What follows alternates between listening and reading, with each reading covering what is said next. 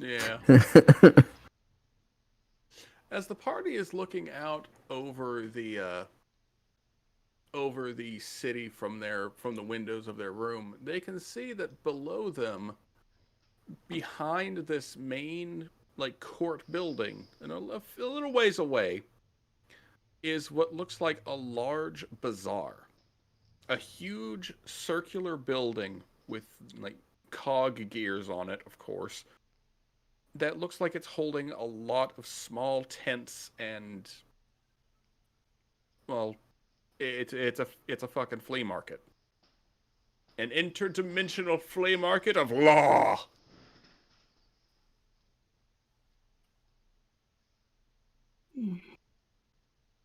Just in case, one of you wanted to go and shop for something. or whatever it is that we want. Yeah. Charlotte, with the paper at hand, immediately goes into the market, seeking the first person she sees. Uh, oh, do you know where this address is and where I can enter? The person you approach, a tall Vidalcan, looking kind of confused, looks down at the address. Yes, it is about 2 blocks back the way you came.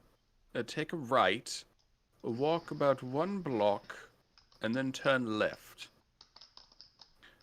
After you cross the street twice, first you cross the street to there at that corner, then turn right and cross it again, it should be that building. Yes? Uh, and what does it look like? He holds up his hand and an illusion of it appears. And it looks like it's very what's the word I'm looking for? Extreme. It's very blunt. It's just like a white block with windows and a small spire coming out the middle. Hmm. Well, it seems like it's not hard to miss. She looks back at the party. Well, is that all we need, or are we leaving? That's up to y'all. I personally don't have any desires to be here very long. Well, as much as I want to get on with what we came here to do, it's not often you see such a strange marketplace.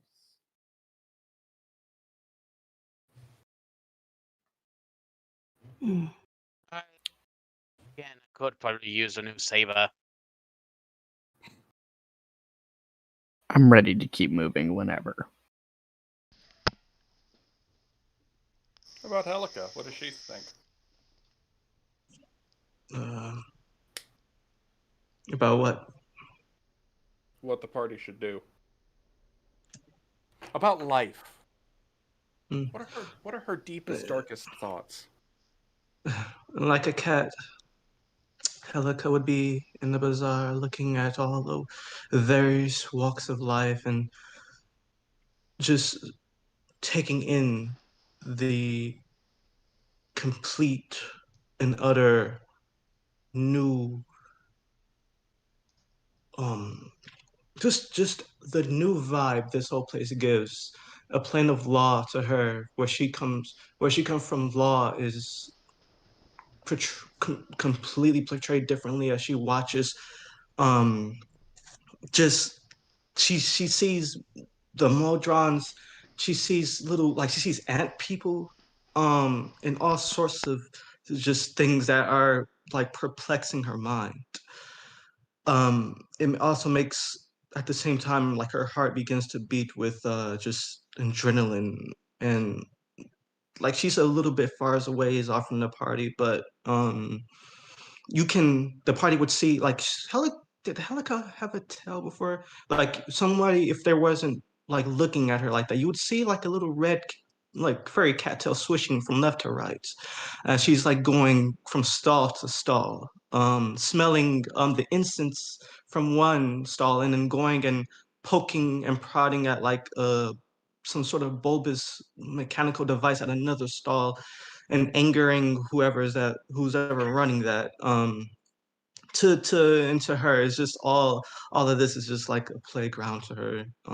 So as she's exhaling a plume of smoke from her peace pipe and just looking all around, just amazed at everything, she just a really really charmed time for her.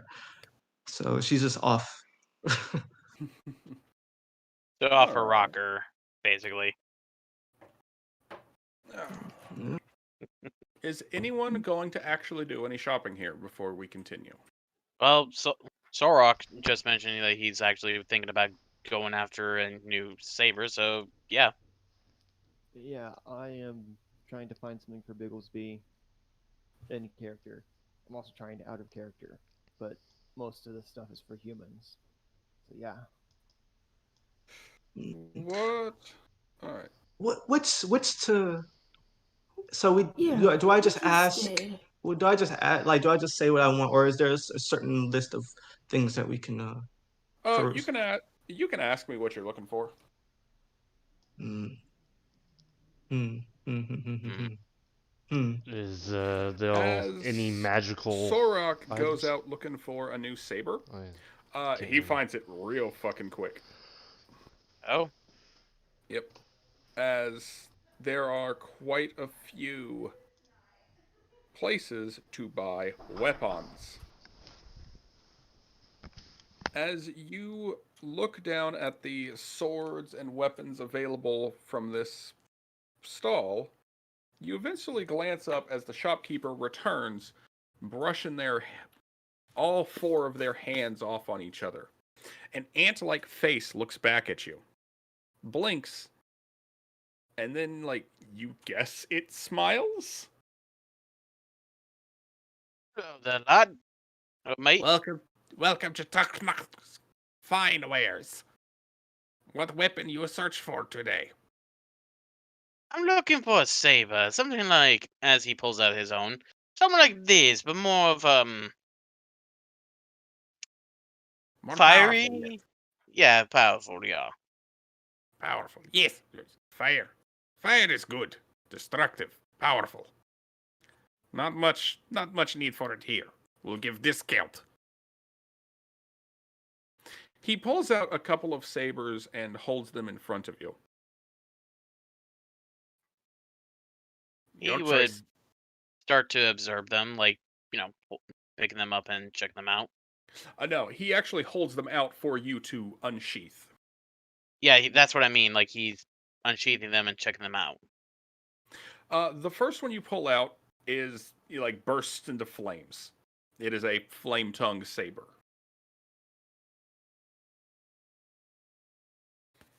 The second one, however, as you pull it out, crackles with energy. And what's your alignment? Right now, true neutral. You feel kind of like, this. It makes you feel weird, just holding it. No.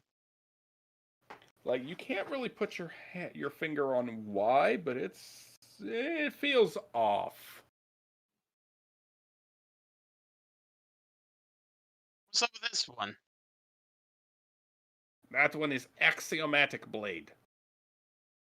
Axo, what? Axiomatic. Lawful. Order. Ooh. Might have some conflicts with me.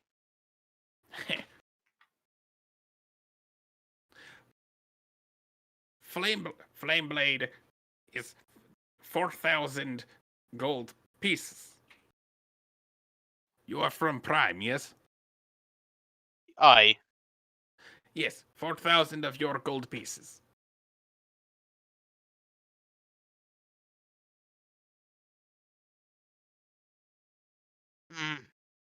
Is there anything I could do that could potentially lessen the price? He looks over you. Do you have any magic items on you currently? We can say he has the bag of holding with the goods have not yet. I have no magic items. I didn't start with any. No, I am afraid that price is already discount.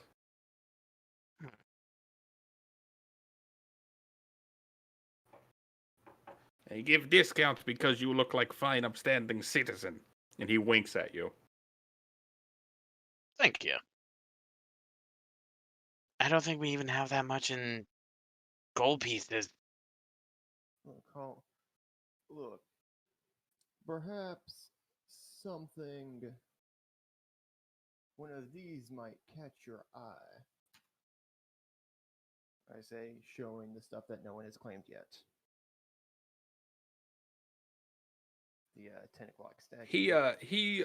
He kind of pushes aside the scrolls and the potions, but eagerly gathers up the sapphires. Yes, pretty gems. Will make Hive Mother very happy. Mm-hmm. Yes. Trade is good. Very well. So sapphires for the sword, then. Yep. As he takes the saber flame tongue, as you called it. Yep. The Flame Tongue is a rare magic item. You can find it in the DMG.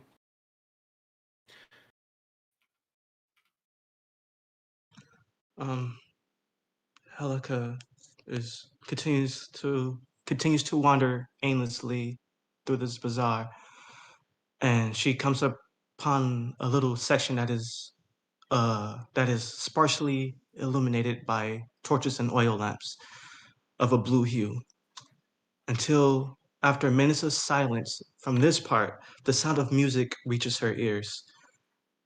At that point, Helica would quicken her pace and she walks around the corner.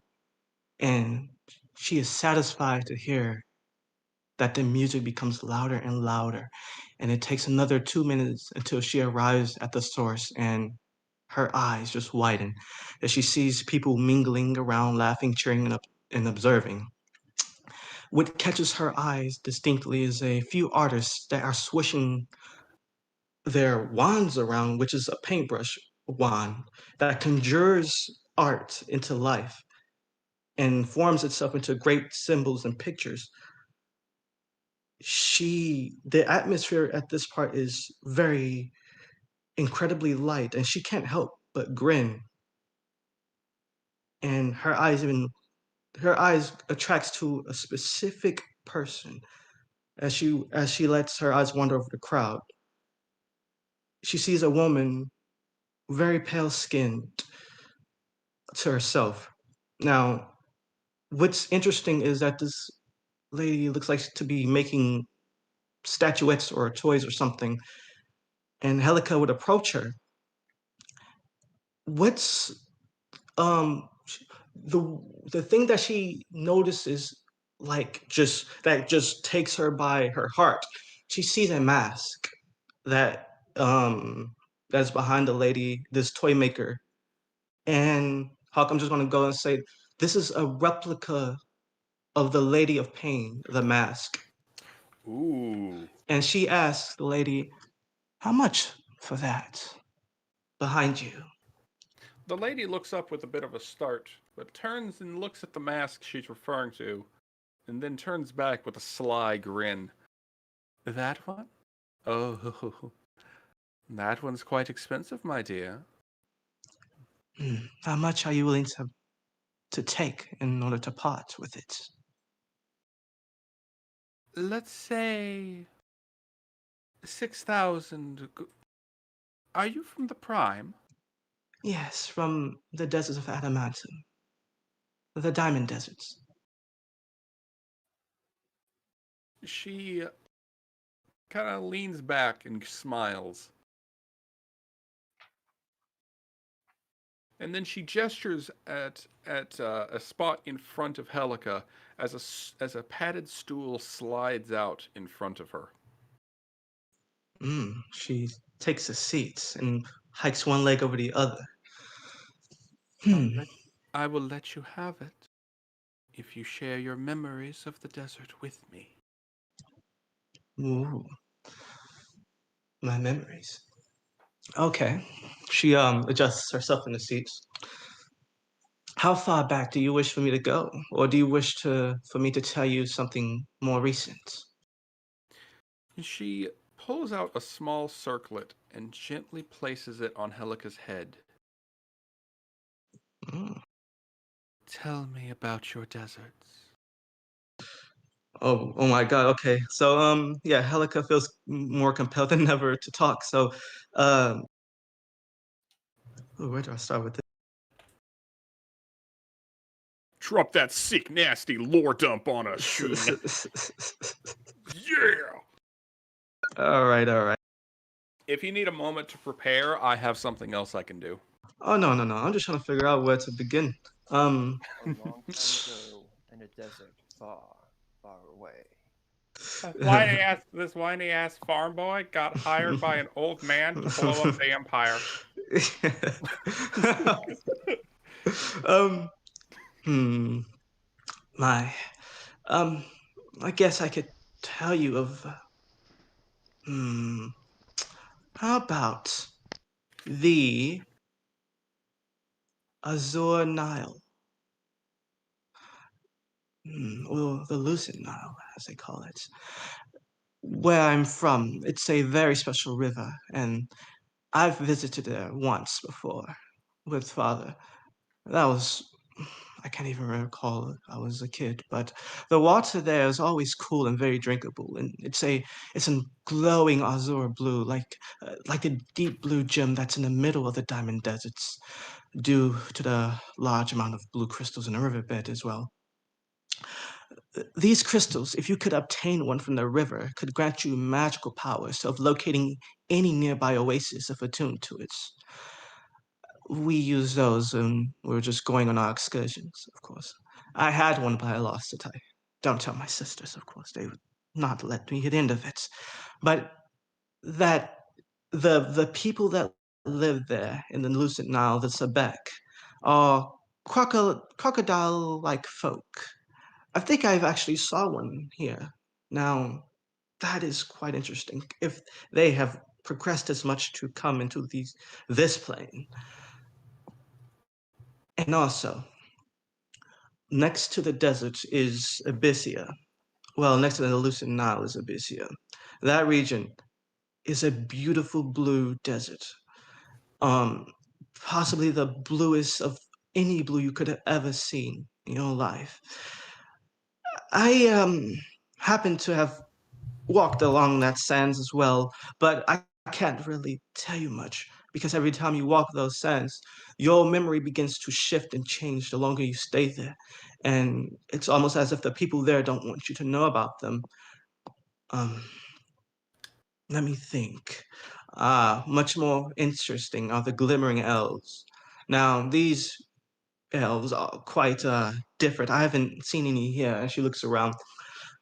We also call them the desert elves, but their skin is a greenish blue and their eyes have a permanent glimmer.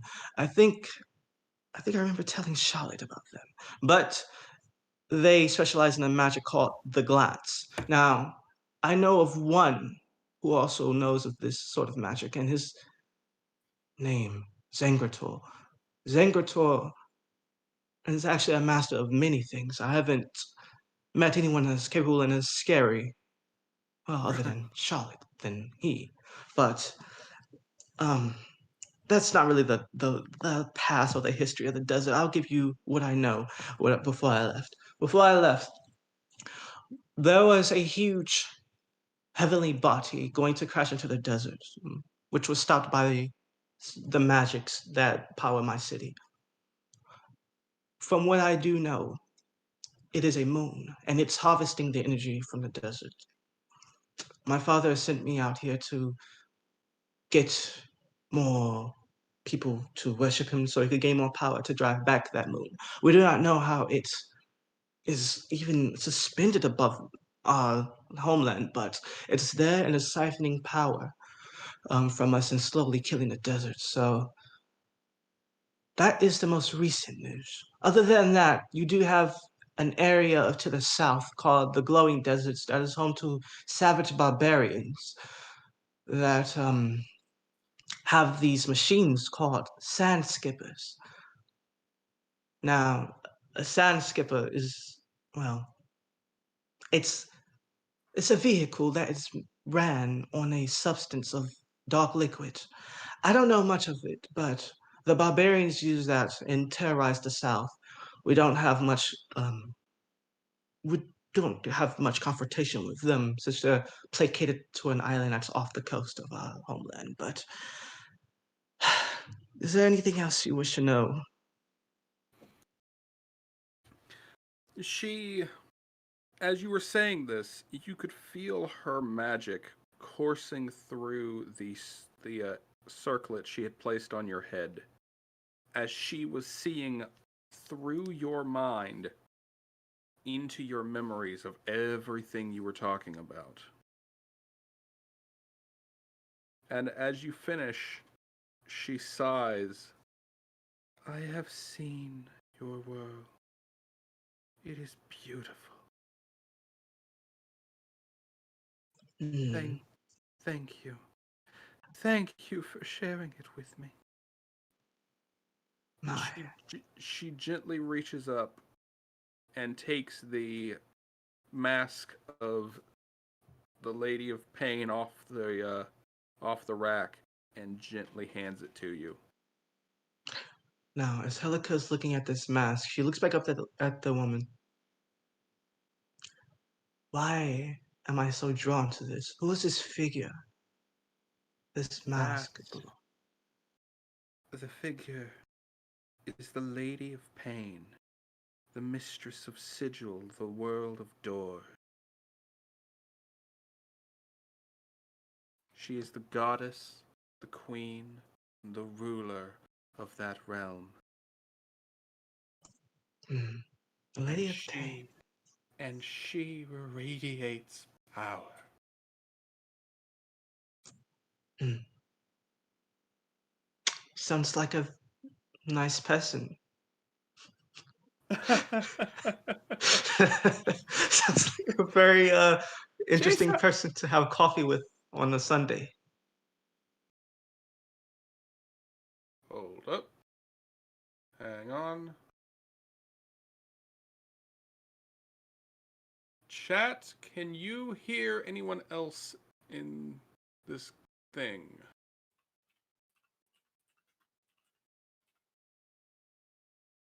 Because for some reason, my thing just started not working. That is bizarre. All right, y'all stay. Sorry, say stuff. Hello, hello. Yo. Yo, Stuff. Yeah. Stuff, things, Stuff. talking words coming out of my mouth, impulsive vocabulary stuff. Peanut butter jelly time. Where you at? Where you at? There we go. All There right. we go. Peanut butter. Stuff. Stuff, Okay, stuff, there we stuff. go. Okay. Should be working again. It's Oh, alright, what the my hell that was OBS is about. messing up too. You can only see a portion of my screen. So, Oh, none of my viewers can see the roles or the text chat or anything. All right. Chat, y'all can hear them now? you can hear us? Yay! Thank you for your help, chat. You're wonderful. Okay. Then let us continue. As Helika is turning away, as she's heading off with her new mask in hand, she glances over and notices staring directly at her from a little ways away is a small mechanical owl.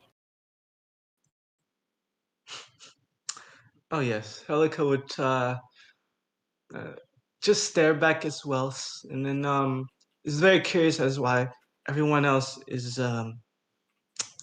not paying attention to her, but the owl. She curiously approaches it and yes, why are you looking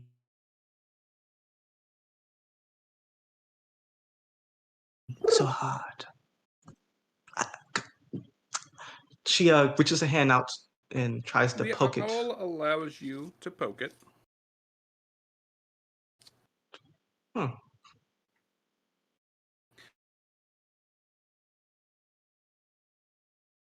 It feels Looks like around. warm metal on your finger. You don't have a master, do you? The owl looks up. As you follow its gaze, you can see a sign above it on the tent. Magabar's mechanical marvels. Oh. Don't mind if I do. Goes on and is it a place that she can go in? It's just a small stall. Oh, well, where's this Magabar? As you start looking around for him, a gnome hops up. Sorry about that. I was a bit busy clearing out my inventory down there. How can I help you? Helica smiles widely. You're the maker of this mechanical wonder here, the owl. Yes, that I am. I create all of the mechanical marvels you see before you. He gestures behind him, and you see, like, while the owl caught your attention, like he's got an entire menagerie of mechanical creatures on shelves behind him. Ooh. Like what is give me the three. Name a pet. Oh, anything? Okay, an otter, Velociraptor. a velociraptor, and an owl. Velociraptor's not a fucking pet! I mean, well, yeah. The Velociraptor's tiny. Hmm. Look, you Jurassic Park reading slut. I'm not here to debate paleontology with you. Dinosaurs are not pets. Jurassic Park taught us dinosaurs are not fucking pets. Biggles be excluded. Thank you. So anything, any sort of animal I could think of. I mean, obviously, I could say there's that beautiful mechanical cat right there. Looks very, very. It looks well made. That's how it sounds. It sounds like a robot meow. Yes. Oh no! Can we replace this voice modulator? Lasagna.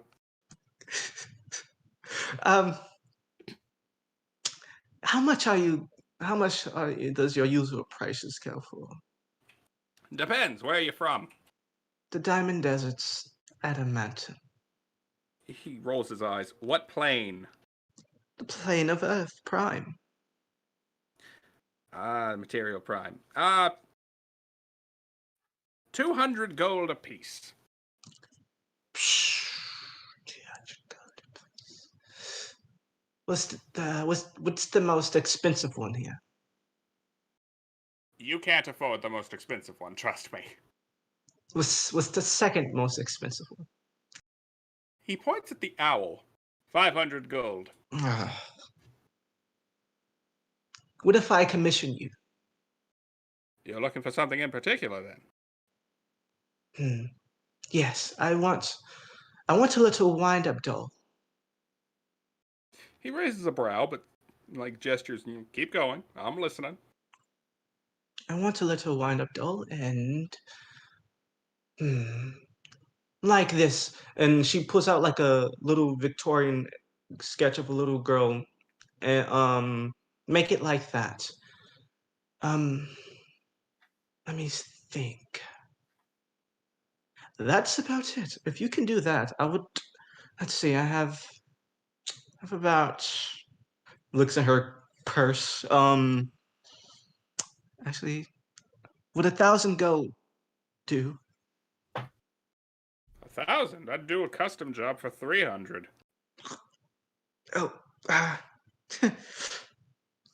Okay, I would like to also buy something else then. Give me. What the hell? Let me think. Who, what, when, where? Oh. Can you make a tiny little goblin? He He points, and as you look to where he's pointing, you see that he's already made a mechanical goblin. Give me that one. He smiles, reaches up, and picks it up. It squawks and jabbers in some kind of language you don't recognize. And as he hands it to you, it immediately calms down, looks up at you, and grins with big, goofy, mechanical teeth. You're a cutie. How much? 300. All right. I'm gonna subtract 300 from my pay. There you go. Forget about the commission. I just wanted this one. Very good. Walks off, heads and joins back up with the party. So the rest of the party would see Helica reemerge from wherever she went with a mechanical goblin in her arms. Charlotte, here. What's this? It's for you. Oh, thank you. It's a lifelong looks- commitment you absolutely weren't ready for. Happy Valentine's Day, she says, as she plants a wet kiss on your forehead.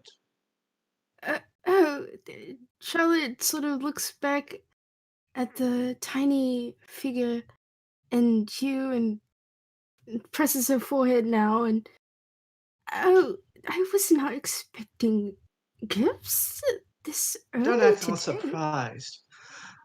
How about the lead? Do we have any leads on your lead so we can get out of here and go to the next area? Yes, right. She was Before we do that, I would like to do some shopping myself. Yeah. We will pop over to The old-ass farmer wandering through this amazing bazaar probably hasn't washed in a day at least, followed by a dinosaur wandering over to where the finest of jewelry is. All right. As you approach the jewelry, you find that there are a lot more Fomorians here, the ant people. As you start entering and walking around, you notice a lot of them glancing at you curiously, and you notice a lot of the stalls are manned by more of them. Each one, professing the greatest jewels in all of the mines. Like straight, the top quality rubies straight from the elemental plane of Earth. That kind of shit. So, what are you looking for in particular, my man? Well, in particular, I'm looking for a ring of defense and some bracers of defense that could fit Bigglesby.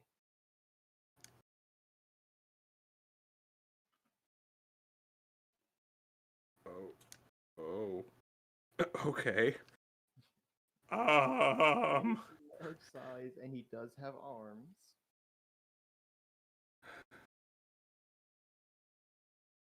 I'm just gonna say that you can find them here. As for a price, what rarity is a ring of protection? Super expensive. They're both rare. They'd both be about 3,000 each. And we'll just leave it. Then we'll just leave it at that. The big. But I can't afford shit. Unless you have gems to sell. We do have gems. Do we have more gems to sell? Yes, we do. I would definitely appreciate the help with that. What gems do we have to sell?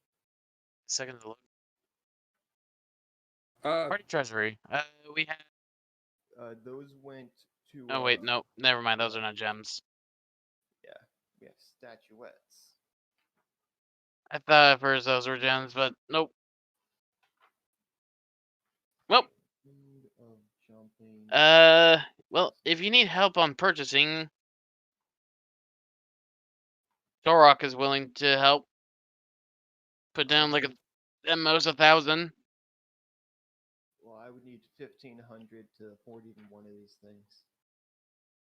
Well, Sorok is willing to cover 1,000 of it.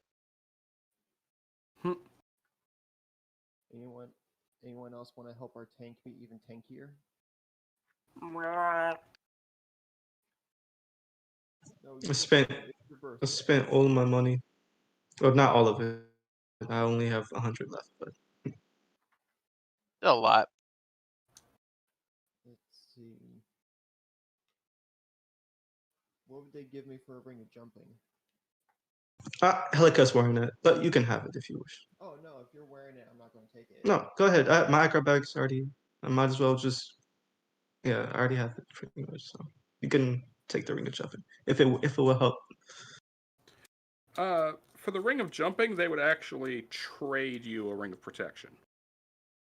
Okay, so I'll definitely take that trade. Okay, dude. And if it will help, you can have my. If they'll take it, the scroll of cloud kill. If that will do any help. Well, You'd I be also hard- have the Eye of the Eagle I could trade in. You'd be hard pressed to find anyone here who actually wants a scroll. Oh.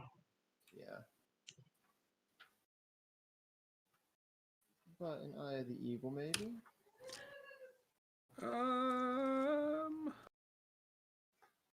Rarity is an Eye of the Eagle. I believe that those I'm are. looking for that right now. I believe those are only uncommon. Yeah, they're just uncommon. Yeah, no. No one even willing to just buy it. It's just that easy to get around here. It's more so that nobody really wants it.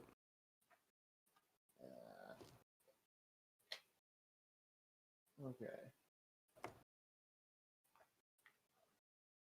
Well,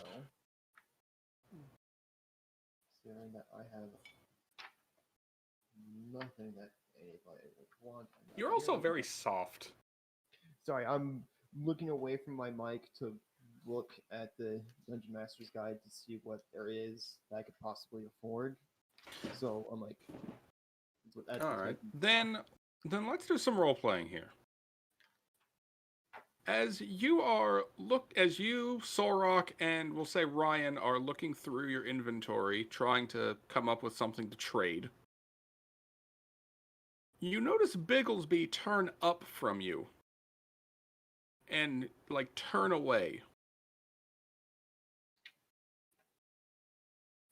Well, you're looking at Bigglesby. Got your eye on something?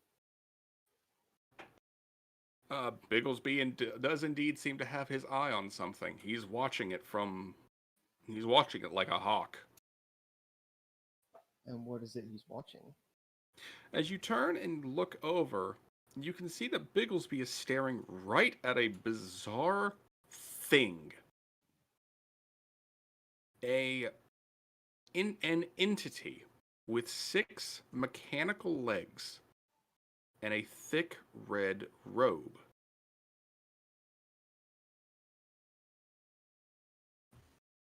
Oh.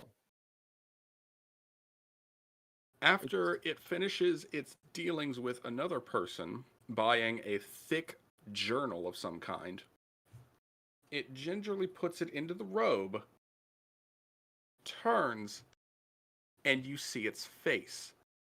What looks like an avian skull with, instead of like skull holes, it has mechanical lenses that are glowing a bright green. Yes, I can picture it. Almost as if it's your icon.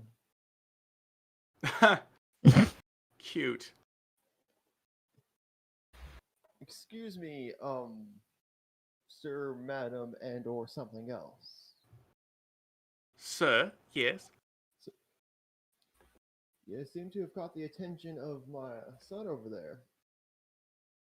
Just wanted to see what he's so interested in. Indeed. My name is Amo. Pleasure to meet you. And I'll put out my hand for a shake. His hands don't move, but instead, from within the cloak, a mechanical arm extends, grabs yours, and shakes firmly. That is an interesting way of shaking. I can't say I've ever done that before. Indeed. I am Balthazar Kane, explorer, curator, and chronicler of the many realms. I see. Pleasure. So you're one of those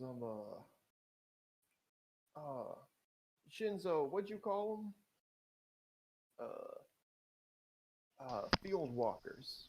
Actually, you would Planes. notice that Shinzo hasn't been with the group this entire time.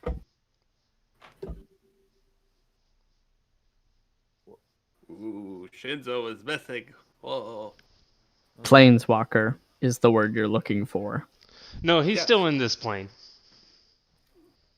Yes, I am a planeswalker. I actually have a friend like you. Indeed. Don't suppose I could entice you to buy anything I might have. Perhaps a story.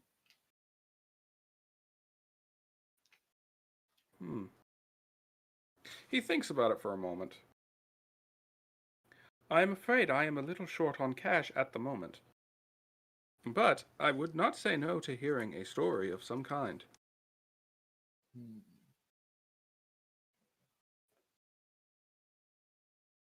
Out of character, what is the name for the planet that we live on? The plane you're on is called Faerun. Okay. Do you get to Faerun that often? I have chronicled many events there, yes.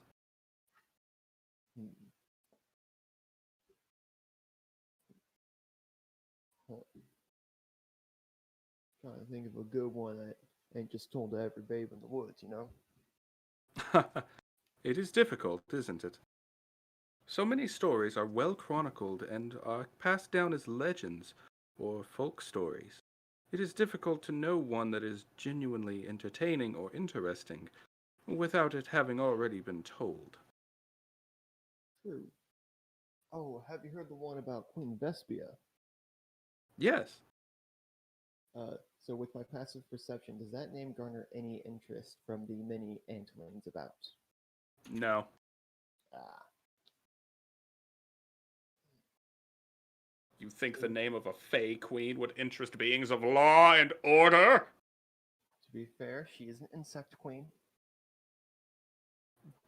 So he said he had not? No, he had. Okay. That figures. I surmised that Queen Vespia is the progenitor of your fairy son.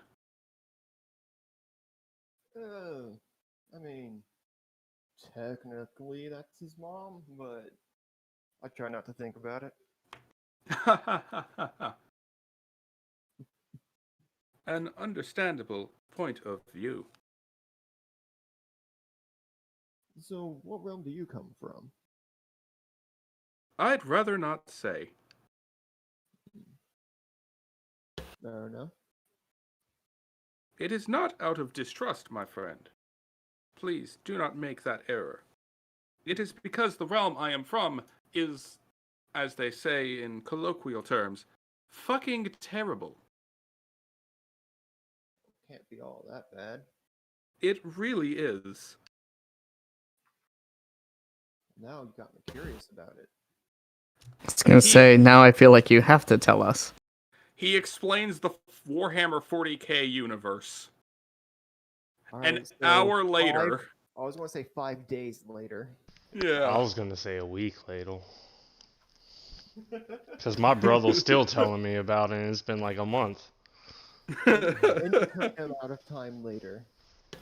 2 hours later. Okay, wait. So there's only one good god and a bunch of bad gods, but they aren't actually gods, but they are. Yes. You can understand why I don't want to go back. I can. I really can. Well.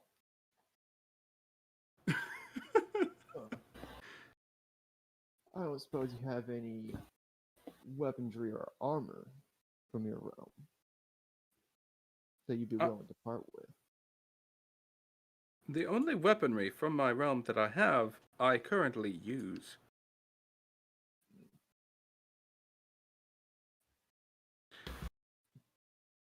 However, if you are interested in extra-dimensional weaponry, I perhaps can procure some for you.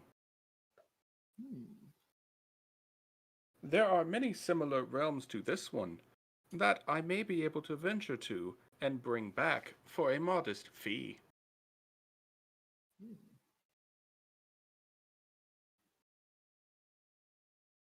What do you think, Ikaroth? Well, I have to say it sounds intriguing. And anything is a step up from what you're currently using, right? Yeah, true that. Let's think about this. You said these gun things take bullets. That's like a ammunition, right? Kind of like an arrow. He blinks. What weaponry are you currently using? Oh, well, I've got this handy dandy bow staff / short bow. And hand axe. He looks at your short bow and for a full minute just stares at it. Then he looks back up. Please do not take this the wrong way, but you are horribly outdated. I was getting that feeling the instant I saw your legs. No offense, they're very nice. Thank you. I built them myself. Really? They're not iron. No, Either. they are a titana steel alloy. Ah, of course. Looks at Hikaroth. What the fuck? They're pretty powerful. Oh, someone used to such an outdated weaponry. Can you think of something that might help me get eased into the new era?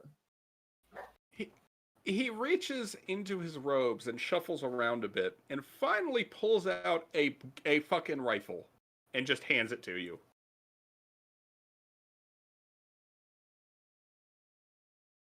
Okay, so how does this thing work? Aim this end at your enemies and Oh. pull the trigger. Umbo turns it around, having held the butt out. Yes, do not aim it at yourself. That is detrimental to your health. I see. So it has like magic in it, so I just pull the trigger and just shoots and shoots and shoots. Correct. Okay. So how much? Keep it. Are you For the sure? sake of my sanity. I refuse to allow you to wander around with a bow. That's what I've been telling him.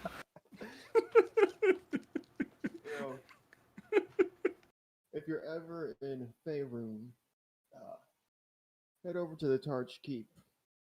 We'll room and board you free of charge, and if you happen to have anything you think we might be interested in, well, we're sure to have plenty of gold in the near future. I shall take you up on that offer. Thank you for your generosity. Of course. He gently bows to the three of you and starts skittering off. The more I learn about these other planes, the more fascinated I get. Yeah, Yes, and the more I don't want to be anywhere near that damn jammer thing.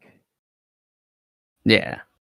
The fuck? They just like, what the fuck is a planet, and how do you just destroy it? Um, So what does Sorok think of the 40k orcs that he just got told about?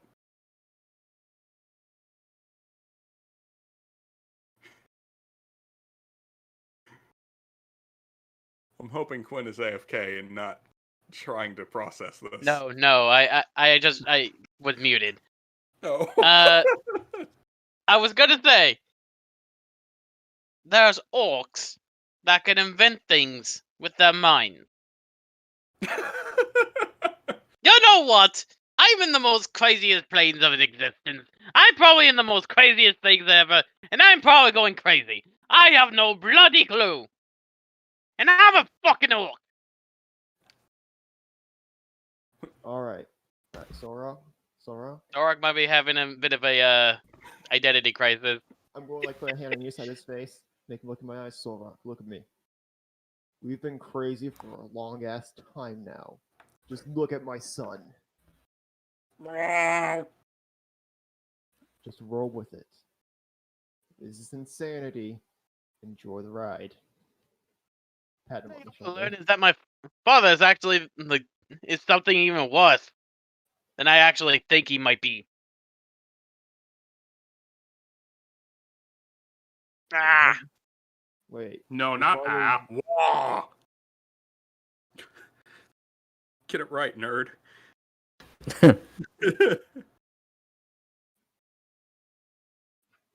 Okay.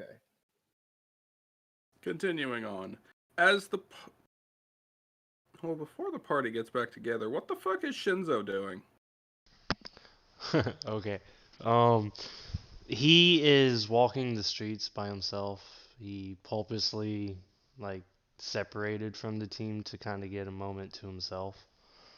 And he's looking down at an old, I guess, like medallion that he keeps on him, like in his pockets. He doesn't let people really see it. And engraved across the top of it is Lamine Trinitatis. And he just keeps walking and he looks down at it and just mutters to himself, I really miss you, brothers. Maybe I'll see you someday soon. Aww. And then he keeps walking to try and find some new weaponry. Because he did lose his rapier, it got broken in half, so he's looking to replace that.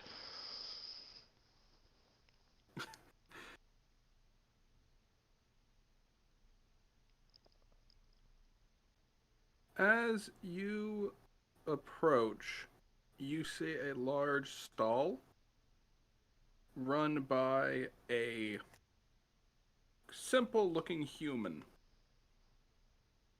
He's a gruff old bastard, and as you approach, he looks up from his book. What can I do for you? I need weaponry. Blades. What kind? Blades? Can do. You know, the best weaponry of all. Debatable. uh, you want to test it? And then he just grins jokingly. Now let's see what you got.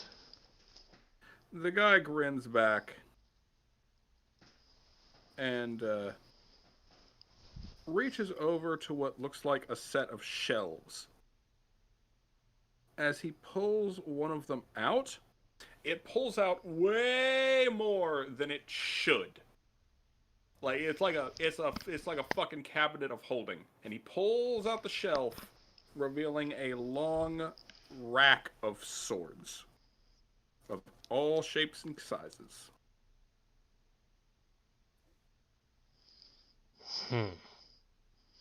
So many beauties on this shelf. How much for the lot? More than you can afford. Damn it. I do not doubt that. I am broke. Do you have another rapier and maybe a very big sword? He he pulls out a little more, reaches into the darker corners of his thing, and pulls out a thin, fine rapier.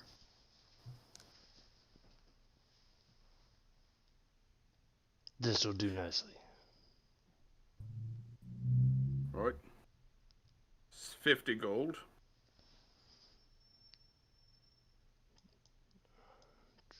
He digs into his pockets and pulls out the 50. Yep. As you pay for it and take hold of the rapier, unsheathing it, you find that it is not made of iron. It is made of silver. What is this? Silver. Why? Because it's shiny. Also good for killing lycanthropes. Okay, I'll take it then. Yes, yes. And then he sheaths it and then puts it on his belt. Right on. Now, the very, very big sword.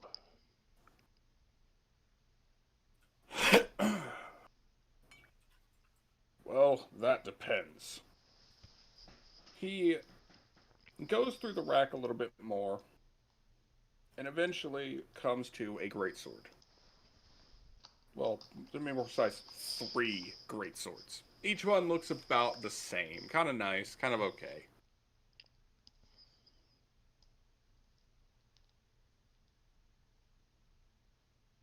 I can sell you one of these for fairly cheap. But if you really want to risk it. And he gently slides it over a little more and pops open a secret panel. And like puts a thick glove on and pulls out a huge sword that is designed with skulls, black wings, and fangs all over it. As he manages to pull it out and hold it up, it is the size of Shinzo himself. When Shinzo sees the sheer size of this blade, he lights up like a Christmas tree. Biggest smile he's ever shown. Now this is what I'm talking about. How much? Before I do, I should warn you, it's a cursed blade. What do you mean? Curses do not exist.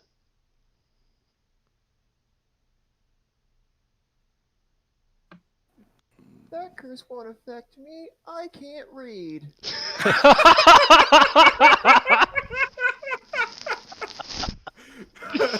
Fucking hell, man. Okay. Are we going with that level of derp? That's the level Shinzo is at. I mean, he's sitting at -1 in intelligence. He's pretty stupid. I think we found our next T-shirt. I will buy it. I will. As the shopkeep kind of smirks at your bravado. Touch it. Touch the blade and you'll feel it. Very well. And then he grabs a hold of the handle. Immediately, you are overwhelmed with an unrelenting bloodlust.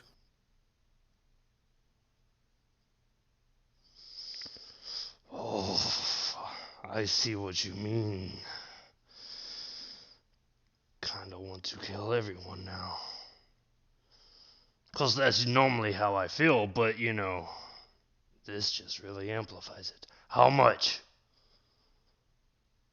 As he just continuously shakes as he's holding onto the blade. The shopkeeper looks quite concerned. 1,000 gold. How is 500?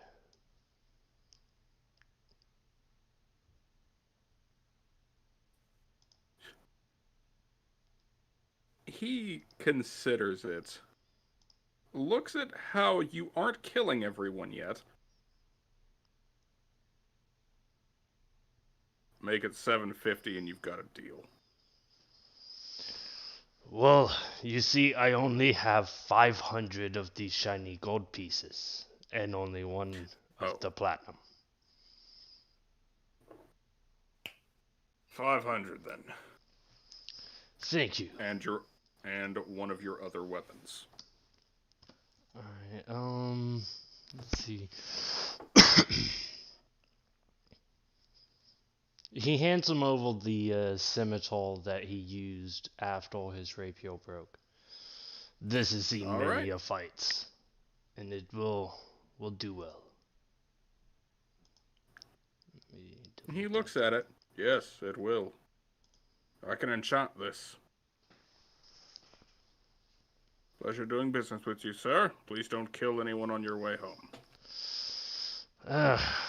No promises. Gotcha. I'm just kidding. And then he puts the massive sword onto his back. Diagonally. Alright. Obviously, because, you know, otherwise it'd be dragging on the freaking ground. So what should I put in my medallion? The blood letter is a artifact. It deals 2d6 additional necrotic damage with every attack. Okay. And when like half of that necrotic damage also heals you. Okay, so its damage is what? It's a great sword plus 2d6. Okay, I think a great sword is 2d6. 2d6. Yeah. Damn.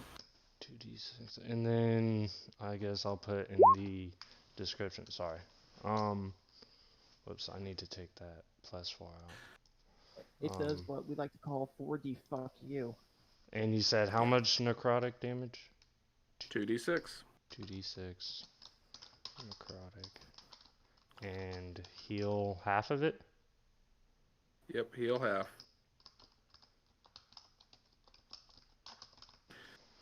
The catch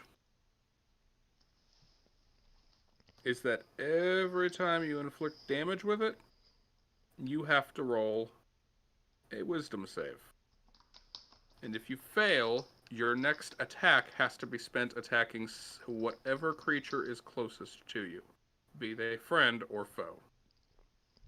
Okay. Every time you deal damage, roll wisdom save. So basically now we just make sure that some enemy creature is closer to Shinzo than we are. Yeah. That's I mean, probably look at that sword. I don't have the same mechanical god. it's really going to change my strategy of standing back and Eldritch blasting. Alright. Thank you, that sounds awesome. Just, yeah, Alright. nobody get close to me. I don't want to kill my own friends.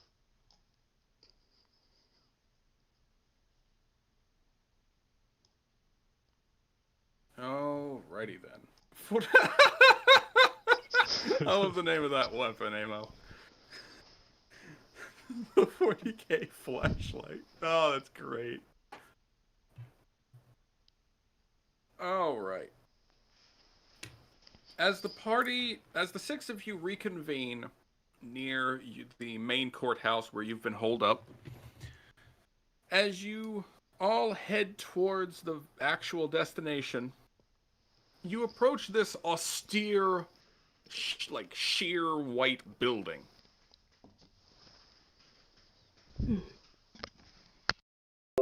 Looks exactly like the man said. Well, Charlotte casually walks in without a glance back, holding the paper.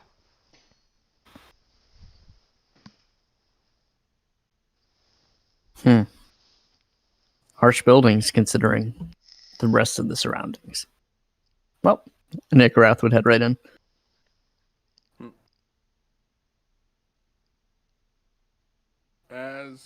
As each of you enters, as you approach it, the first thing you all notice is that there's no one else here.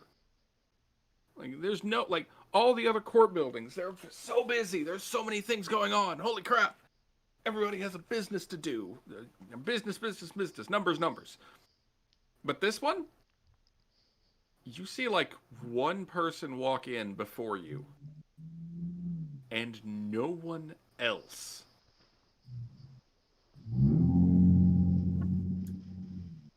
Charlotte goes up to the person before her. Excuse me. Yeah. As you approach the front desk, a mechanical construct looks up at you. I'm looking for a contract. Do you perhaps know the archives to... And she holds the papers up. This particular one? The entity studies the papers for a moment. Yes. Baba Yaga, contractee to Chantel.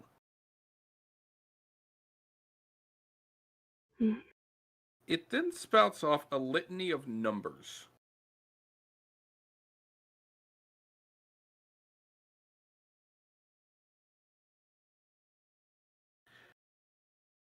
After a moment, it just goes back to doing what it was doing, completely ignoring you now. What was those numbers for? The construct looks back up. The numbers are the file records and floor you can find the file on. Oh, can you repeat that to me again? I wasn't paying much attention. Nikarath would pull out a notepad. It repeats the numbers again. Ikarath taking the notes.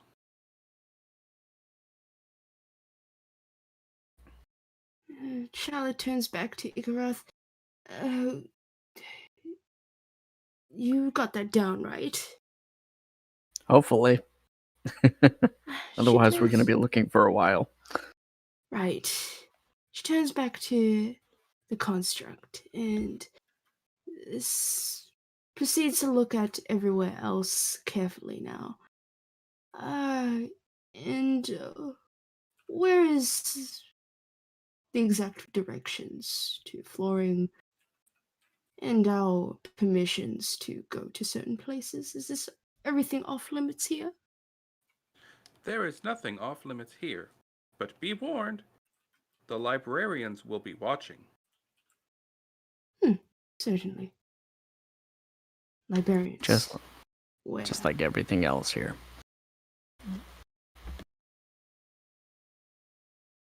The construct smiles at the party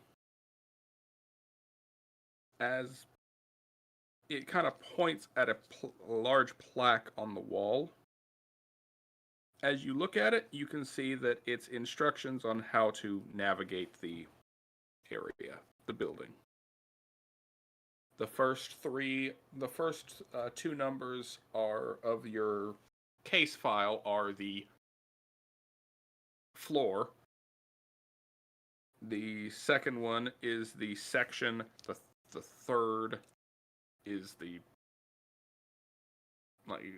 exact rack, and then the fourth is the level of that rack, and then the fifth is like the fifth and beyond is like the exact number on that rack.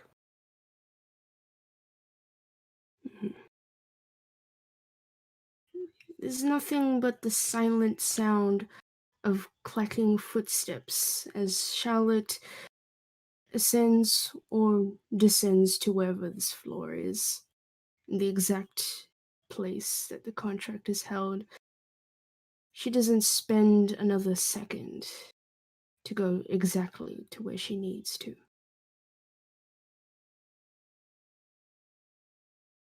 Igrath would follow as well. I'm just kind of surprised that this many books exist.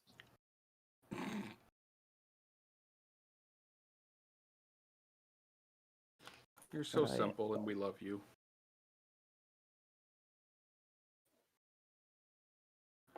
As the party heads up to the 16th floor,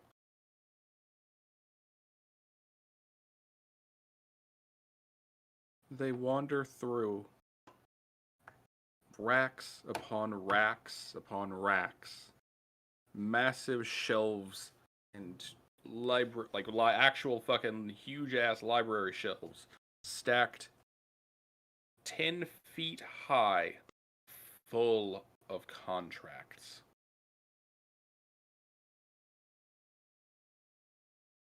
As the party looks all around this area, they can see numbers, names, people, gods, entities that you didn't know existed, entities that probably shouldn't exist. Like that over there, that god is supposed to be dead. That one over there, that's that's a pact with Asmodeus, and one of Helica, you would actually spot Araphin's contract with Mephistopheles. Oh shit. Oh shit. It's there publicly. Yep. Goes and reads it. What are you Jeez. looking at? As you read through Araphin's contract, you find that it's surprisingly dull. Huh. Like, all it really amounts to is, like, Araphin will do the bidding of Mephistopheles until she either gives up or dies. Woohoo. Helica just makes a scrunched up face like, a little bit of clout. All that for a little bit of clout. Huh. Clout. Yes. People will kill each other over clout. Rolls up the thing and puts it back, slots it back in there. It's a terrible drug. You know, you'd be surprised how like a lot of contracts are actually just like that. I actually have a stupid question. Why the hell does anyone do these contracts if they're so... Power. Why don't just do it yourself? Like, It's I harder do, that like... way. It's better to get it when someone else can give it to you. But Sacrifice a yes, goal that you cannot do. Sorry, pardon me. I'll meet you Yeah. guys back at the courthouse. Feels better when you're doing it yourself. A kill is a kill to me. I'm hoping one of you, or at least the chat, realize what you can actually do here. what? I could tear up the contract and release Arfin from her misery, Dorog her is... torment of Mephistopheles. Actually, couldn't we just, like, see what the... Charlie's contract particularly says, and particularly, like, what are the clauses, what are the clauses, and... Yep. Or the closing clauses, and... yada yada yada. You know what I mean? Like the important parts that allow us to actually find a way to circumvent the contract and prove that Charlotte didn't break her contract unless the specific causes have been indicated, in which most likely would have happened. Yes, that's exactly what you're here to do. The fact is, these are the contracts for everybody. Okay. Oh, so okay, out of character. So you know those people who sold their souls to stop the sea princes? Their Yep. contract would be here too.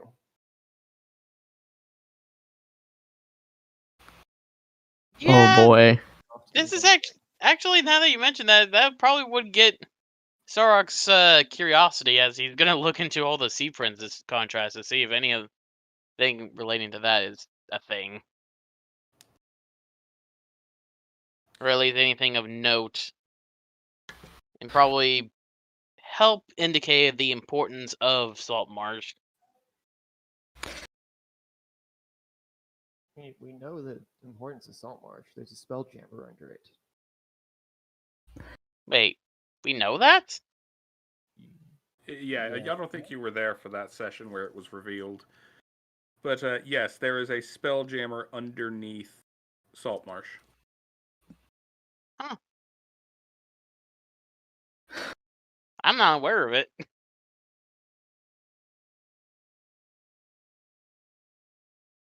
I mean, it'd still be good Charlotte to know what his looks contract is. around to see if there's any good filing procedures or what is organized. It's not organized alphabetically. It's organized by time of contract creation. And then put somewhere in some way that is like beyond your comprehension. Like yours is on a rack near Arafin's, but is like 3 levels up.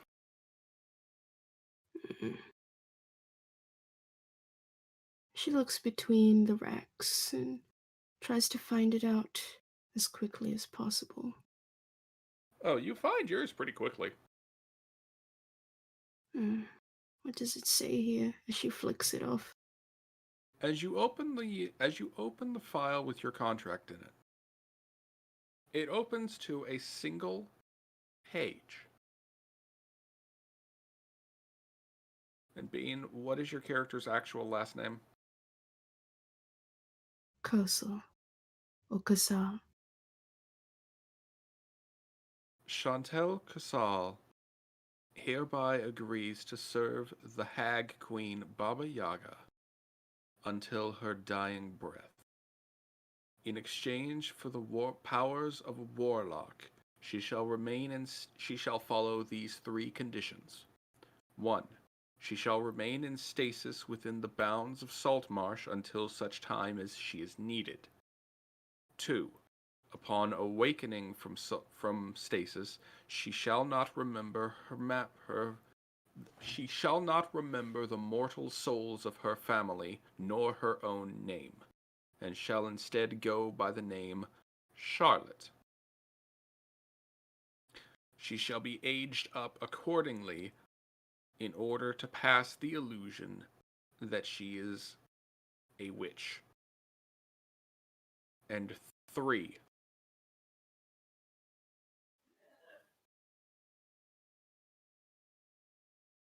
Should she recall the names of any of her family members, willingly or unwillingly,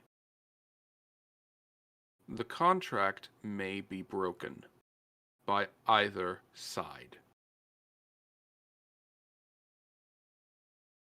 When said contract is broken, the years of stasis will catch up to her.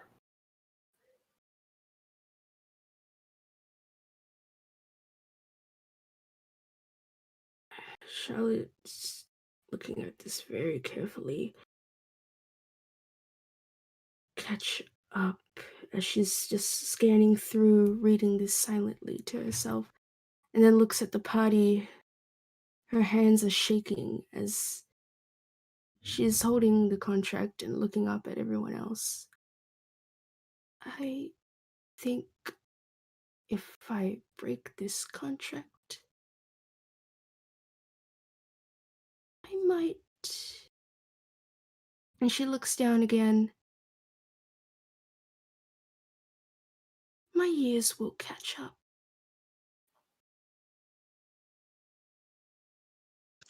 Hmm. Why What not? if we alter it?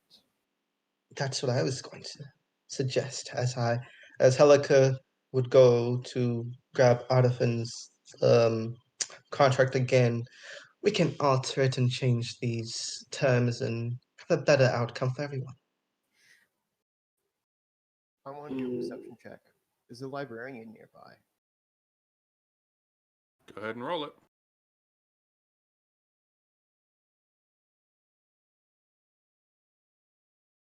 Ooh. You don't see anyone. Helica doesn't see anyone. Bean doesn't see anyone. Shit. The bee doesn't see anyone. Ikarath doesn't see anyone. And Sorok doesn't see anyone, but feels like someone is watching anyway. Hmm.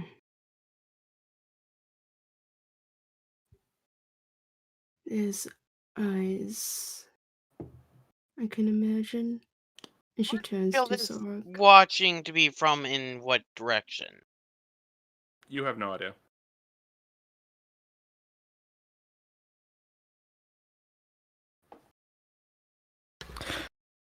This room Hawk, is pretty bright, yes? It's very well lit. There's kind of an ambient light that's everywhere in here.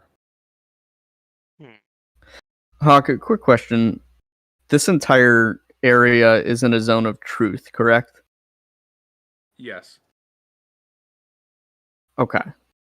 So we couldn't rewrite this. Even If we rewrite this and they bring it up in the trial, we're pretty screwed if we do that.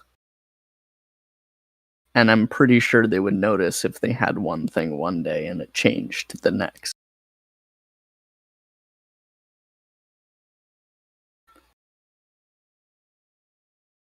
Even if we're not being watched, they have eyes on it. Yeah. Someone's watching.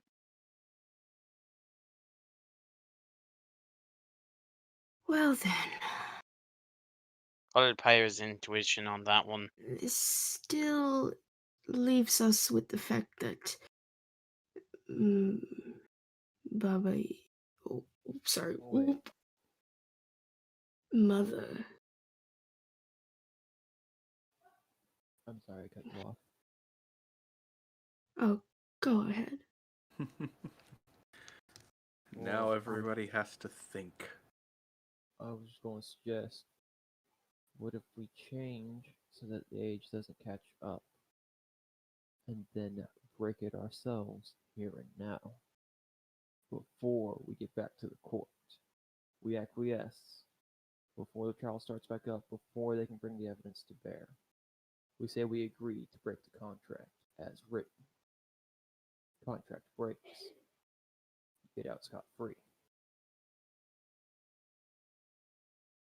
I can Not. possibly go elsewhere to draw attention. This is Sure. already evidence on its own, however, though. Great Mother was trying to put me in a situation where I have broken the contract, but here it says that I have not. Just that the contract can be broken, not that I violated anything. Correct me if I'm wrong, but didn't you recall your parents' names? When Brother told me,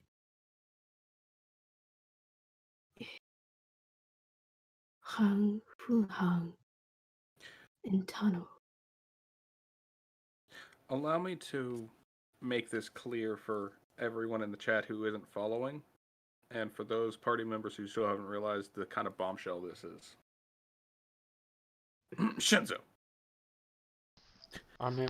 I'm just quiet What yeah. what this contract is revealing is that the contract is not broken by breaking any of these rules. Yeah, it's only Charlotte broken can. if one of the two sides chooses to break it.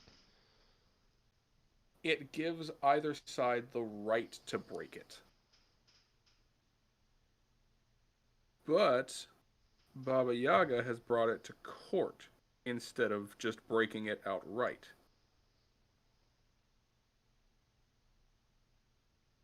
Which means she's forfeiting the right and acquiescing to the decision of the court.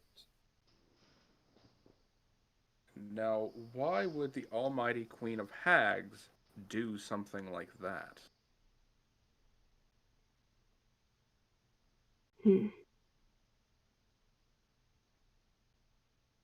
Yes, why would Great Mother go through such extent? That would mean I wouldn't die if my years were caught up.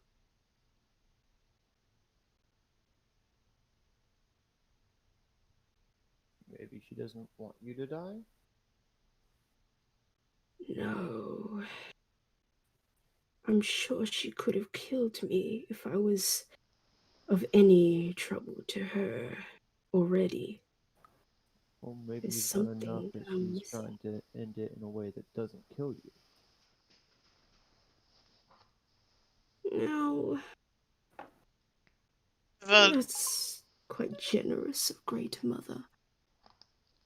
But something's off. She wanted to do it through court. She wanted to make me in the wrong when I didn't do anything wrong.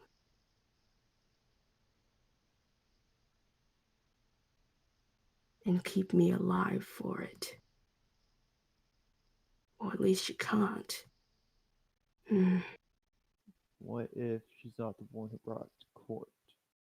Someone else pulled strings further down her command chain and convinced them that she did want to do it that way. To pull you and all of us away from Saltmarsh.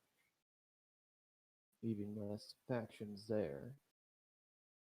So someone could pursue that ship thing down underneath it.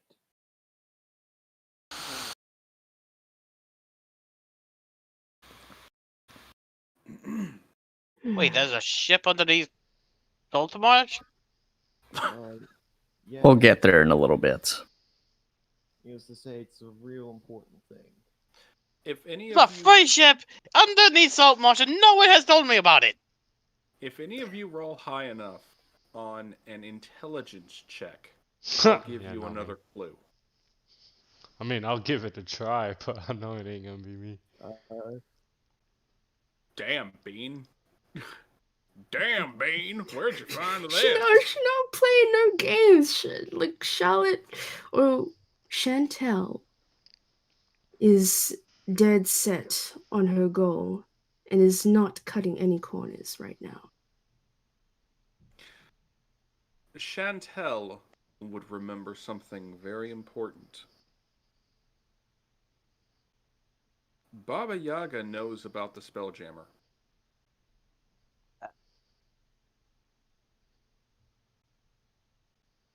It thing, dude. Oh, she does know. I'm sure Great Mother knows. And if this is just simply buying time for her to do her own work, then I think we're already almost too late. I would think. Wait a minute. She sent someone to you right before all this kicked up.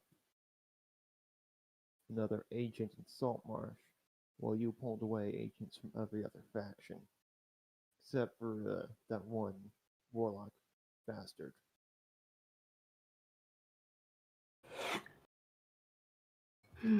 This is probably just her making her move. Willing to sacrifice a pawn in whichever way the court goes. I can't believe This none whole of you, thing is just. I honestly can't believe none of you have asked to try this yet. Okay, I got an idea. Ikarath, Could Shinzo grab the contracts, take them outside the plane, planeswalk outside, and then change them? I mean, he'd have to take someone with him because he can't write either. But, No. no? Well, well, first, no, because you can't planeswalk with someone else. But two, these contracts are planarly locked. You can't take them off plane. Damn it. Good idea, though. Ikarath, seeing all the other contracts, would like to find Gellin Pinewater's contract with Zictmoy while we're here. Finally. Oh, okay. So that's what you wanted us to go after. I thought someone was Yes. I I was waiting, I promise. I guess I got names confused because I thought we had already looked at his contract and it was the really dull basic bitch one. No, that was Arathans. yeah, from Tyranny of Dragons. Oh, okay. That's my bad then. You find Gellin Pinewater's contract,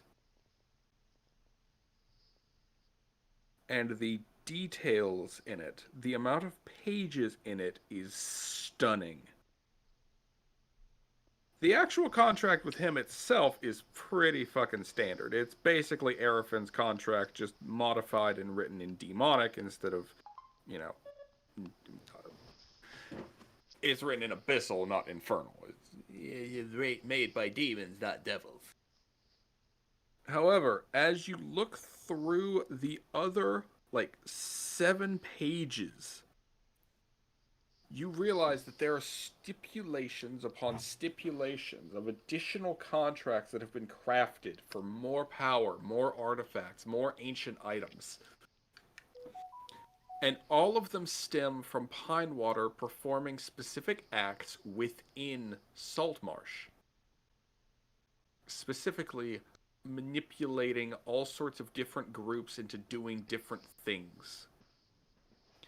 Pinewater, according to the first page, Pinewater was the one who created the pact with the other heroes and gave them the demonic power to destroy the Sea Princes.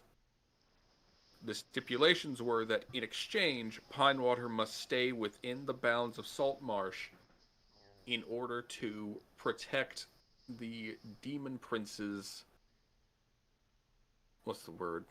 investments in obtaining the Spelljammer beneath. In addition, there are 2 other stipulations. One is that the heroes, in exchange for this power, would never be remembered by history, except by their colloquial title of the heroes. The other stipulation is that, according to the laws of fate and Mechanus,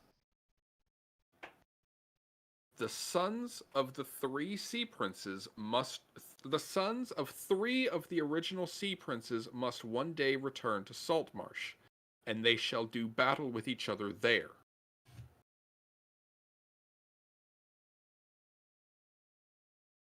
The second page was just for an ancient scroll. The Scroll of the Rising Twilight, an ancient artifact that details lichdom. In exchange for this, Pinewater agreed to destroy many of the regal controls, like the different governments that were vying for control of Saltmarsh at the time. He would destroy them, and apparently he did, because the kingdoms listed in this y'all have never even heard of.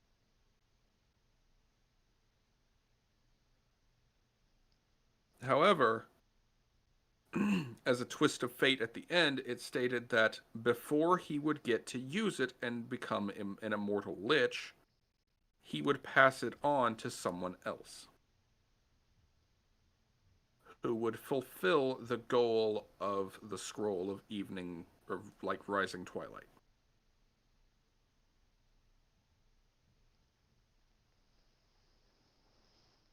The next couple of pages are all about what y'all recognize as current events within Saltmarsh.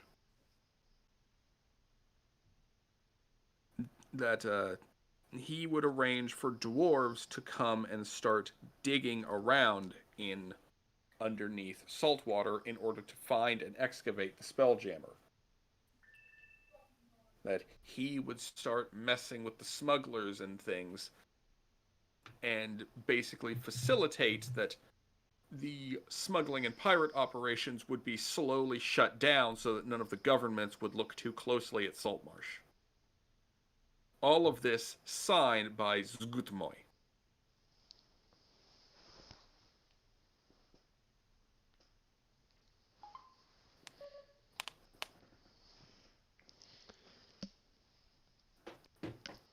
However, the last one, which according to the interstellar date was penned less than a week ago, is that he and Zgutmoy made a pact that he would gain immense power and followers in exchange for tipping off to the hags of the Grey Wastes that the entity known as Charlotte had attempted to break her contract.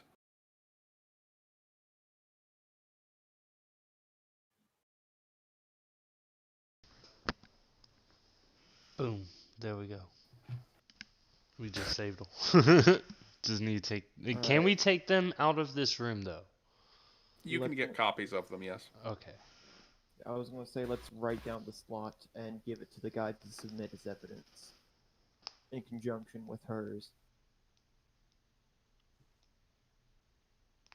But before we leave, I would like to check to see if I'm engaged in any contracts. You are not. I would ask where I could get a tell on someone who is under my guardianship. You, after looking around for a little bit more, you find that Bigglesby does have a contract.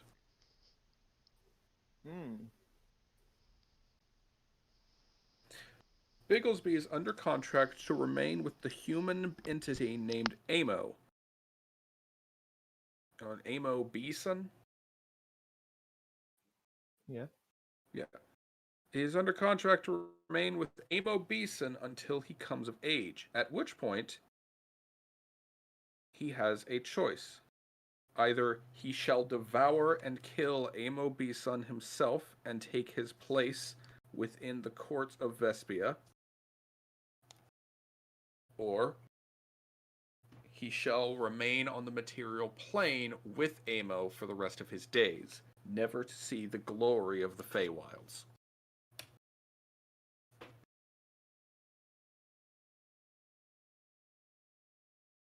Okay. I'm just going to give him a look. Swear to God, if you eat me, I won't give you indigestion. Yeah, I love you too. Alright, let's go get all this court stuff out of the way. I had enough law for about a year, at least. I've definitely had enough. Plus, I want to buy something already, but I'll probably have to do that later. We'll go shopping when we take care of this. Oh, y'all have like another 10 hours before court resumes. We'll go shopping before all of this. I will take that time to tell Shinzo everything I have learned about this Warhammer plane, in the hopes that he will eventually be able to planeswalk there himself, if I tell him enough. Well, I mean, he might just go and try to do that now. If you tell him about all Do that. you actually want to do that? Oh, Oh, he's gonna Jesus. die in a second. I already know that. So please don't tell him about it, because he loves a challenge. He loves a fight. And if you tell him about those gods who are not gods, but they all gods, yeah, he's gonna be like, oh, they're like me. Let me test my battle, and then he's yeah. Almo will regale you, but he remembers it so poorly and misunderstands it so much just because of like the gap in knowledge that it's not enough to actually let you get to the plane. Okay, because I am letting you be a little bit warm there. He will definitely want to go, just because I don't know. It's just how he is. He loves the battle, loves to fight. Yeah. But Almo Make doesn't even really understand what a planet is, so there's no way he could describe it well enough for you. Yeah. There's also one other issue in relation to the contract the Salt Marsh contract thingy that revolves around it anyways. What's that? We're also going to probably need to figure out who the 3 sons are. Well, you met one. Yeah, I'm pretty sure we killed one, the Baron. Yep. Oh, right. That guy. Yeah, as you were going over all the things on the contract, I was like, that bastard already manipulated us and shit. Fucking ass. Hey, Alright. hey, Hop. The heroes signed that contract, right? Yes. What are their names? You can't tell. Fuck. Oh, I'm pretty shit. sure that one of us is the son of a hero.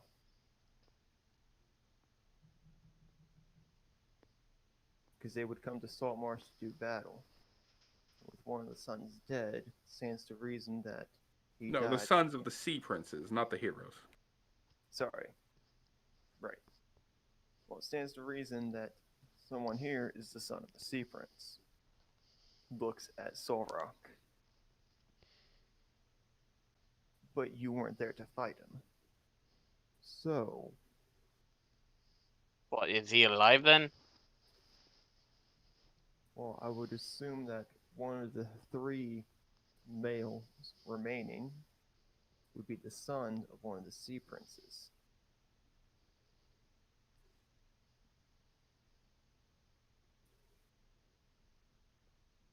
But since Solrock wasn't there to fight the Baron, it would have to be either myself, which no, Shinzo. I mean, are you? No, I mean, if you asked him when he still had his fish almost, he'd be like, well, maybe, but no. I mean, you still. He really did think he was a fish man. Like, he's kind of slightly mentally retarded a bit. And then Ikarat. But can you tell me about your parents? Well, one was a snake.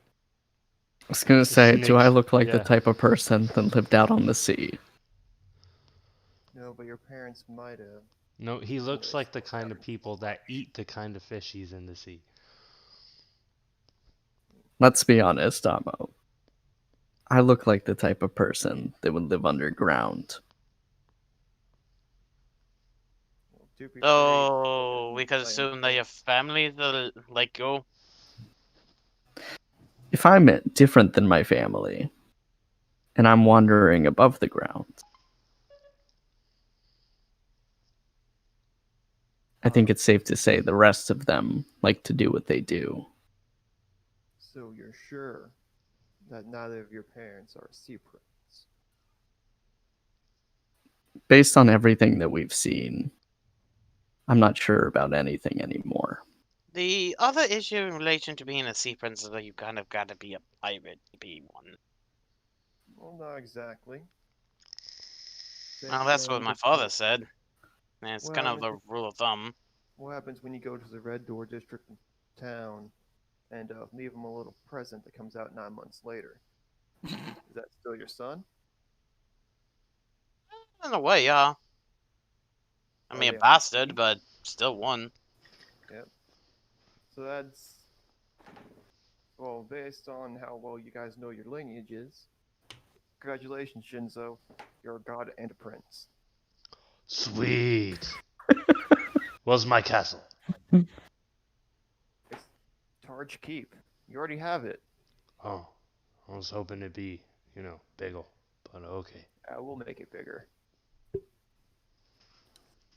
I am a prince god. Wait, that is unless Bigglesby is the son of a sea prince. Yeah, because I'm just going to tell you straight up, he is not at all. Ain't no possible way. And I cannot tell you Faldo Zoro without looks ruining over at his the backstory thing that I bee got planned. dino thing, and he then turns back to Amo and is like, "Why the hell do you think he's he son of one of those?" Well, because you know your father, and we all know his name, so he's not forgotten by history. So he's not. Wait, no, that's the heroes, not the sea princes. Was your dad Yeah. a sea prince? I don't know. He never really told me much about what he does as a living, other than he's the captain of the black, Blackheart Pirates. the Blackheart Pirates, and well, he was pretty much teaching me how to lead them in the future.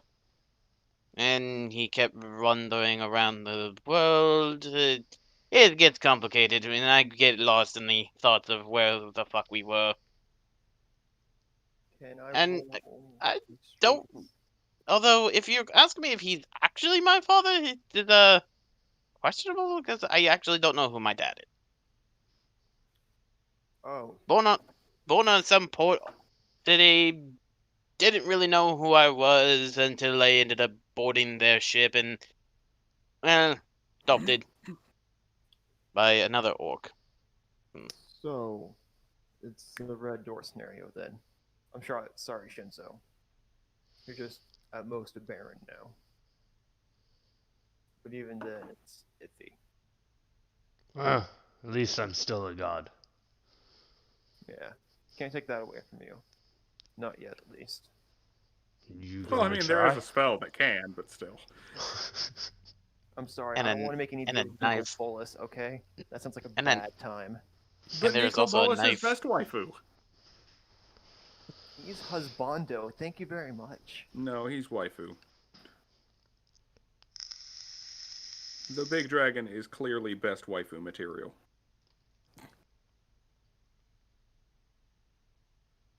You guys are all weird.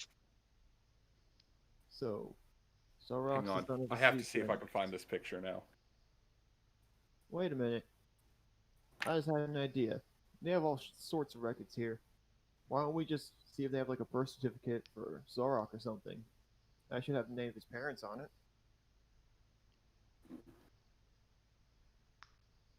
You're looking for what?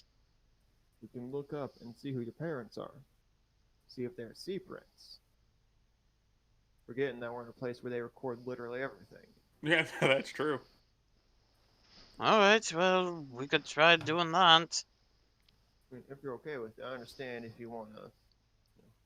Oh no, I'm not against it. It's just I barely barged into his personal stuff and or even looked into who they were because I kind of felt like I was abandoned and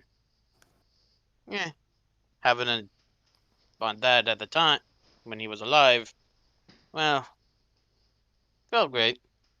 At least until he kicked the bucket. True. My father is dead. Yeah. Well, I'm not talking about your father. I'm talking about your daddy. Hey about that. But I'm not sure where to start looking on that front. Oh, I'm sure there's a helpful metal person around here somewhere. Hello! As a metal person pops out of nowhere. You require assistance! Yes. Go ahead. Yeah. Do you have records of the people's parentages? However you pronounce that or whatever. The overly cheery robot explains that they do, but it's in a different building. Would you Okay. like me to teleport you there now? Yes. All right. Please hold on to your spleens. Poof! Oh my god! I don't know what a spleen is, but I don't think I held on tight enough to it. Please Where do note, we end up? you ended up in a different building at the main entrance hall. The Hall of Personage, a literal record of every living creature that has ever existed within Faerun or the multiverse.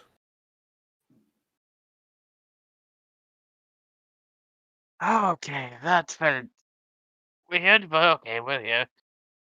He looks around to see if his comrades came with him. Yeah, all of you are there. Oh, fun. Alrighty,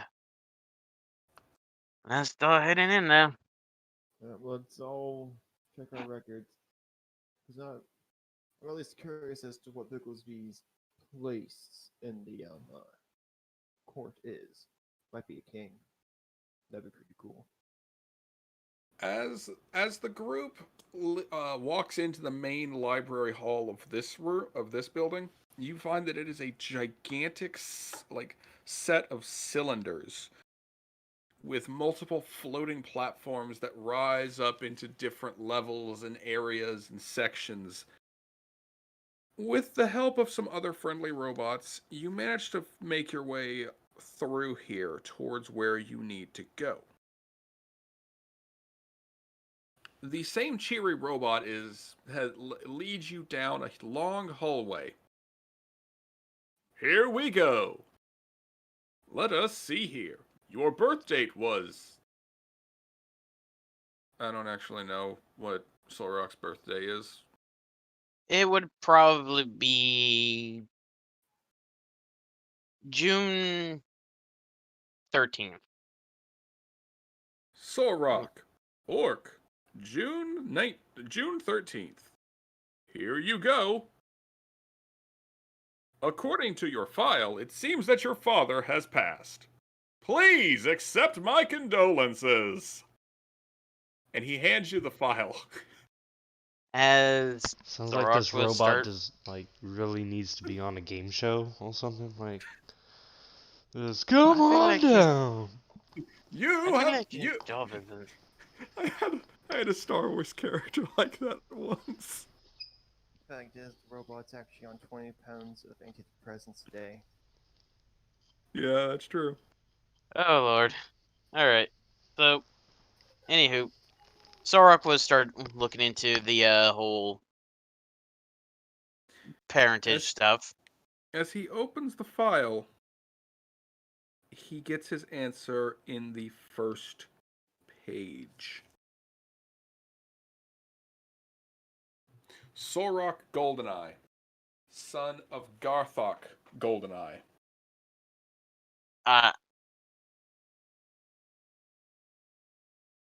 He just closes it for a moment. Opens back it up to look at it again.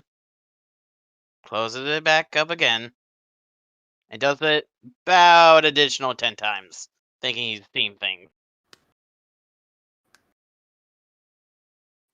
You okay there? Tell me if that name is real. I might be going insane. Garuk Goldeneye. GoldenEye. Goldeneye.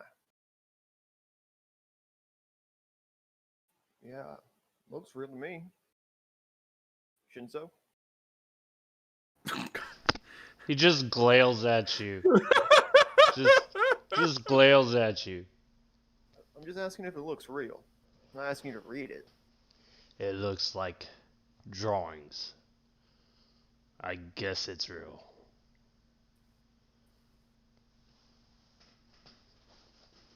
Yeah. Oh. Why do you patronize me? Somehow my adopted father was my father. That's a nutshell of a coincidence. Look, Zorak, I'm sorry to tell you this, but you were a bastard. He actually looks at the mother's side to see who that is. Galtan Sharam. And he starts looking at who exactly she was. As you research her, you find that she was a prominent weaponsmith who lived in Saltmarsh prior to fucking Sorok being born.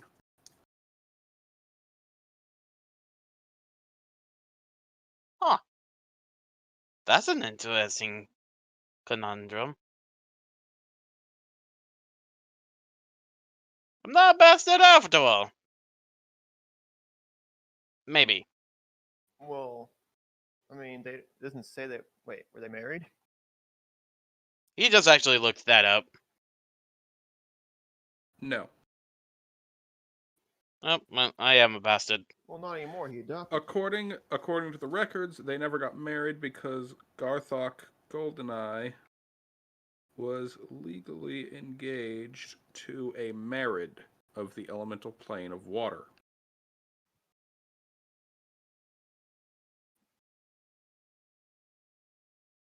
Well, that was a interesting thing to find out. Yeah. Does Garrick have any titles of note?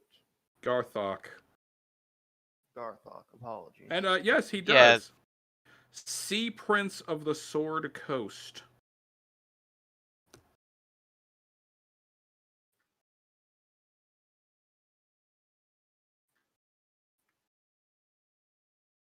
Does that say the? Does that say that right? C.A. Rhyme Say of the Sword Coast. Yeah. Looks right to me. Wow. Of the Sword. Well, I guess we got our answer. I'm so sorry I doubted you, Amo. Well, you see, I may be dumb, but I'm not stupid. I'm not stupid, and yet I am not. I am the most oblivious son of a bitch there is. True. Actually, wait. He actually looks to see if his mother is still alive. No. She died in childbirth. Oh, well, that sucks. Any other? Does he have any siblings? You're playing a goddamn rogue, son. You expected to have a happy family life? That goes against the code of Dungeons and Dragons. Hey DM, I would like to look up the title of Sea Prince of the Sword Coast to see who currently holds those titles. No one. No one. No Who are one. the last people holding each of them? The last person to hold the title was Garthok Goldeneye. Currently, no one holds the title. And if I go back a bit, would I find the Baron? You would indeed find the Baron. His name is listed as one of the previous ones, as well as 4 others whom aren't going to come up in the story, so I'm not coming up with names for them. As well as one other name that catches your eye. Razef Karadon. You recognize this because you've heard the name Karadon before. A prominent spellcaster who used to live in Saltmarsh and enjoyed sailing had that last name.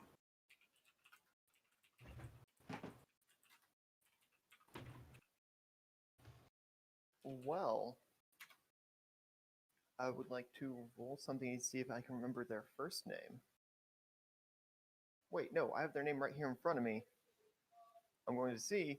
Hey, Resheth, you got any kids? Razef Karadon had 2 children. One, Razim Karadon, whom is currently deceased, and Azura Caradon.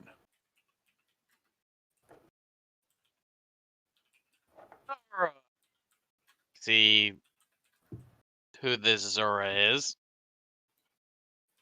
Azura Caradon is a practiced mage, specifically one Oh, who practices storm magic. Oh, bloody hell. Why do I have the fucking magic users all the time? Because God hates you.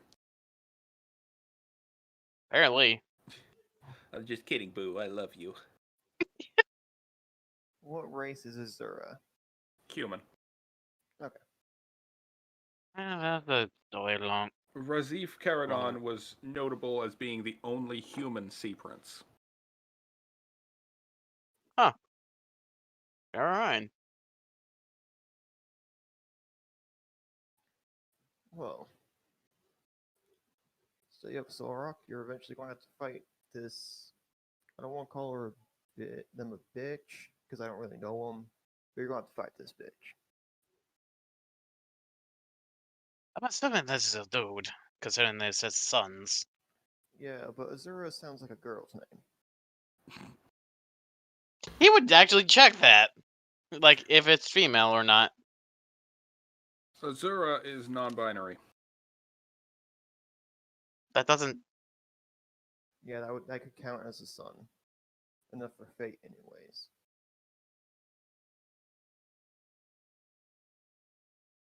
Not to belittle anyone who's non-binary. I'm just trying to make this fit the lore so we can move on. Okay. He would then start, like, thinking, wait, if my old man was a sea prince, what the hell does that mean? Does that make me a sea prince? I mean, we can check your You're a file. wizard. You're a wizard, Sorok. Oh, do I have to do some sort of... He actually starts looking, see what his father did to actually become a sea prince. If there's anything written down particularly relating to that. There is not.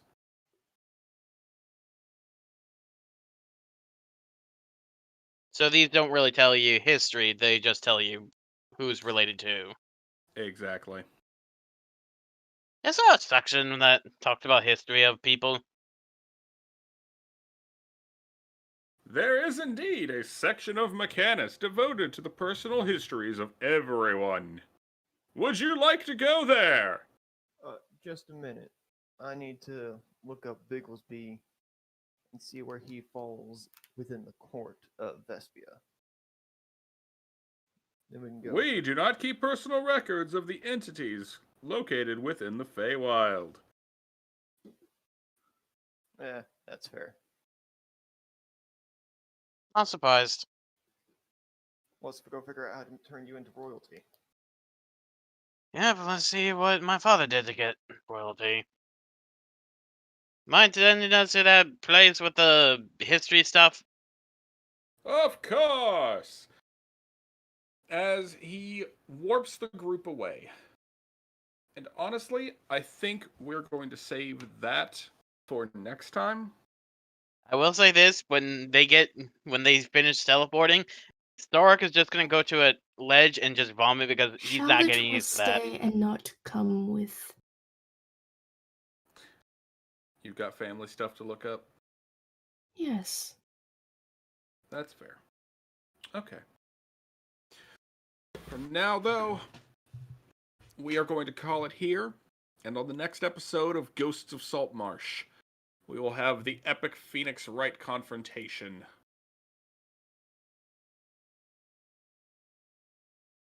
All right.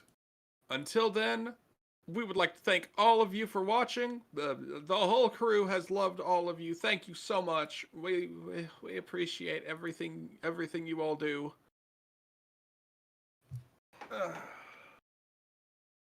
Yeah. Ooh. I have to go to bed and get to bed because I have to work early tomorrow. Yay! Yay. Woo. But again, we would like to thank all of you so much for watching. You have been amazing, and we appreciate all of your viewership. Please like, comment, subscribe, ring the bell, tell a friend. Please tell your friends.